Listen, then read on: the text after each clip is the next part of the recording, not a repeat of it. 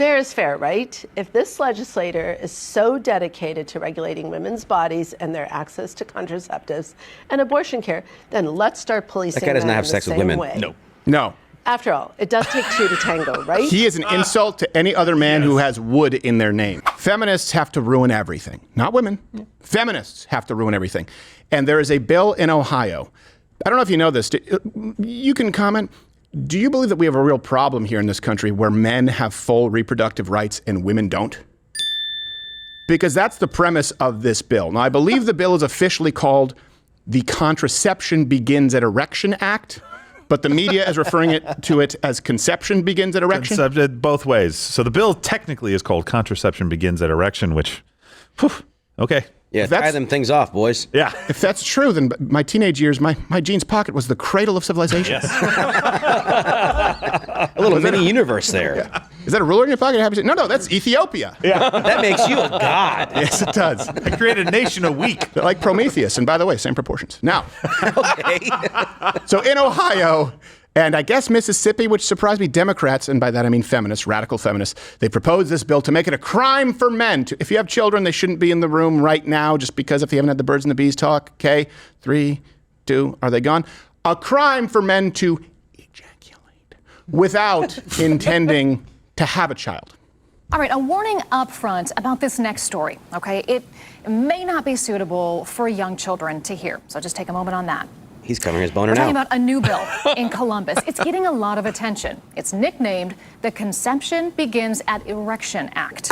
Columbus Bureau reporter Morgan Trout explains it's an attempt to expand the conversation about unplanned pregnancies and whether men should be held accountable as well. One more reminder, Child support. This report does use technical language. They're not. Fair is fair, right? If this legislator is so dedicated to regulating women's bodies and their access to contraceptives and abortion care, then let's start policing That guy doesn't men have in sex the with same women. way. No.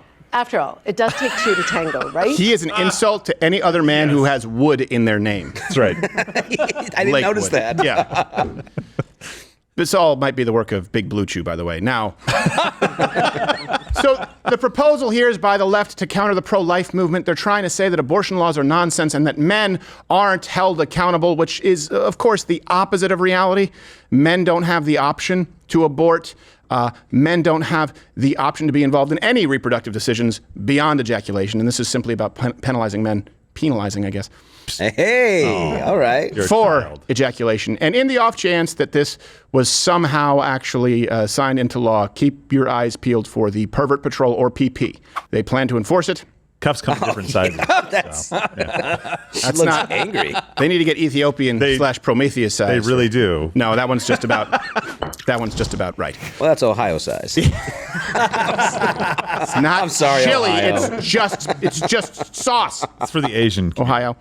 So both states' bills would make it a felony to discharge genetic material without intent to procreate.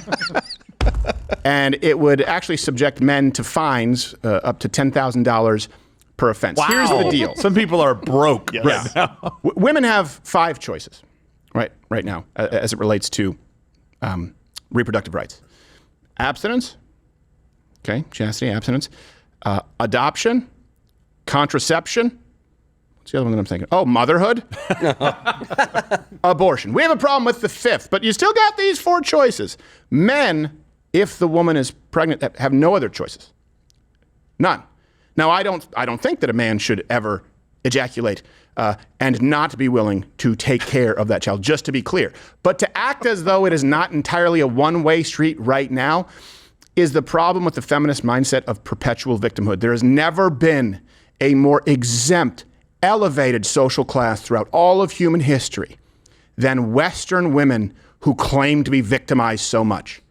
They have every advantage humanly possible, and now we want to punish men. It already happens, by the way. You may not know this. There have been plenty of men out there who've been forced to pay child support for children that aren't even theirs.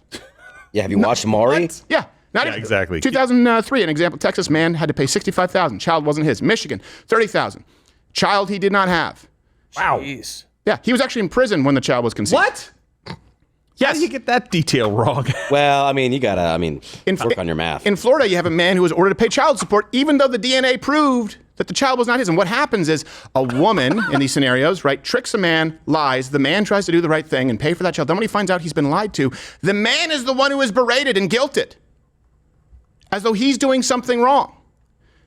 You already have child support. You already have to. Men are on the hook, and men have no say in it. Look, I would be okay, let's say, with this if it requires both parents to consent to an abortion. My penis, my choice. And the equivocation, we just, right? There's the idea of abortion and, ejaculate being effectively criminalized. In fact, it'd be a class 3 weapon. Old folks' homes are going to start panicking. Yes, they are. Oh my gosh. Anything else to? Well, you guys can let me know what you think. But does anyone actually believe this? Does anyone actually believe that women have foregone reproductive rights and men are in the driver's seat? I just don't think that even would resonate with mainstream Americans at this point. And by the way, you don't have to be, I would say abstinent until married, would be my position. But let's just say that you don't hold my position. You don't have to be abstinent with everybody. Just say no occasionally. Right. And that would be, you would limit the other choices you would have to make on the 5. Right. Well, is there any type of punishment or fine for a woman who has sex without the intent to conceive? None at all? Not at all. In fact, there's a lot of exemptions. Fair. There's exemptions for, if you're using protection, if you're married or whatever. There's also exceptions for if you are a part of the LGBT community. Really? If you're having LGBT sex, it's okay. So if you rape a lady, just say you're trans and you'll be fine. Well, noted. I see you're still watching. You've fallen right into my trap to continue watching. And if you click this video, if you like this, there's probably more like-minded content right there. You can click or just tune in live weekdays at 10 a.m. Eastern. Or is that just what I want you to? Is that what I want you to think?